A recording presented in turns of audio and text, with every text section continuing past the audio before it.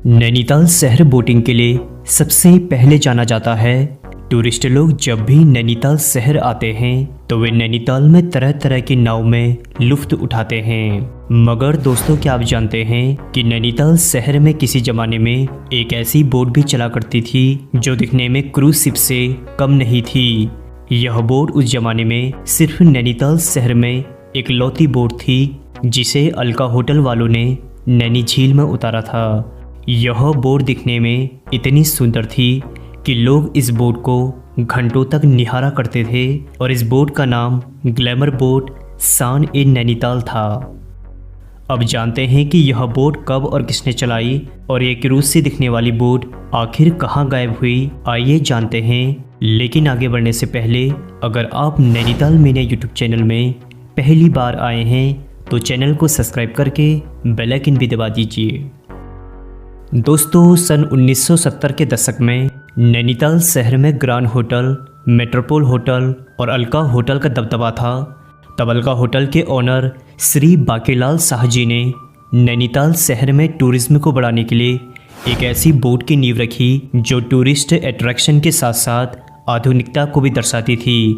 तब सन 1972 के समय में इस बोट को बनाने का प्रारंभिक कार्य नैनी झील के किनारे ही शुरू किया गया, जिसे बनारस से आए कुछ लोगों ने बनाया था। और मिड 1972 में इस बोट को नैनी झील में सफलतापूर्वक उतारा गया। इस बोट में रेस्टोरेंट भी था जहां टूरिस्ट लोग बीच झील में पहुंचकर खाने का आनंद लेते थे।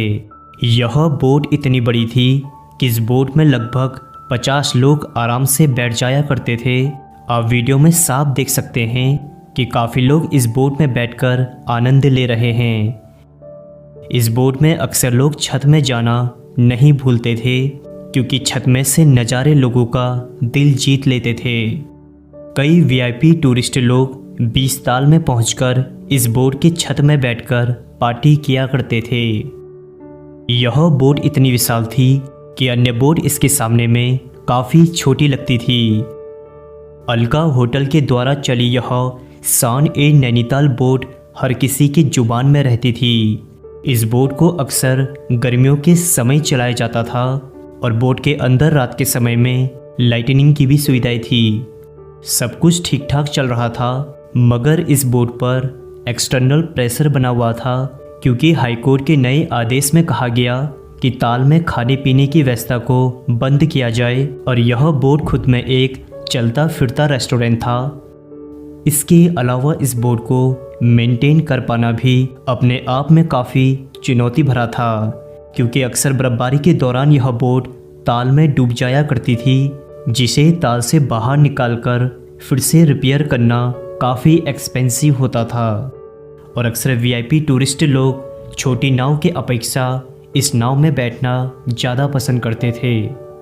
इन्हीं मूलभूत कारणों की वजह से काफ़ी टाइम तक यह बोट लेक के किनारे ही पड़ी रही और सन 2000 के आते आते इस नाव को छोटे छोटे पार्ट में असेंबल कर हमेशा के लिए डिस्ट्रॉय कर दिया।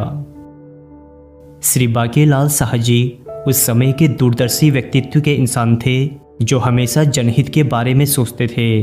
आपको बता दें, इन्होंने सिर्फ बोट की नींव ही नहीं बल्कि नैनीताल में पहली लग्जरी बस सन 1980 के दौर में शुरू करी ताकि बाहर से आने वाले लोगों को यहाँ पहुँचने में असमर्थता नहीं हो। इसके साथ साथ उन्होंने यहाँ दुर्गा देवी मेले की भी स्थापना करी ताकि बंगाल के लोग जब नैनीताल आए तो उन्हें यहाँ अपनापन लग सके। आप खुद देख सकते हैं कि नंदा देवी मेले के बाद दुर्गा देवी मेले को बड़े धूमधाम से बनाया जाता है, जिसका श्रेय सिर्फ श्री बाकेलाल शाह जी को दिया जाता है।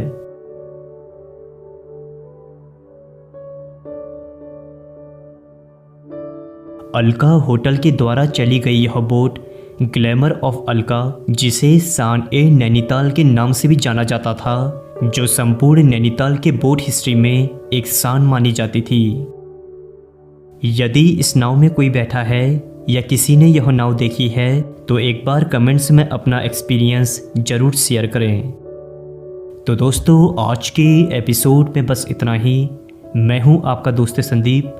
फिर से मिलेंगे एक नए एपिसोड में। तब तक के लिए नमस्कार दोस्तों।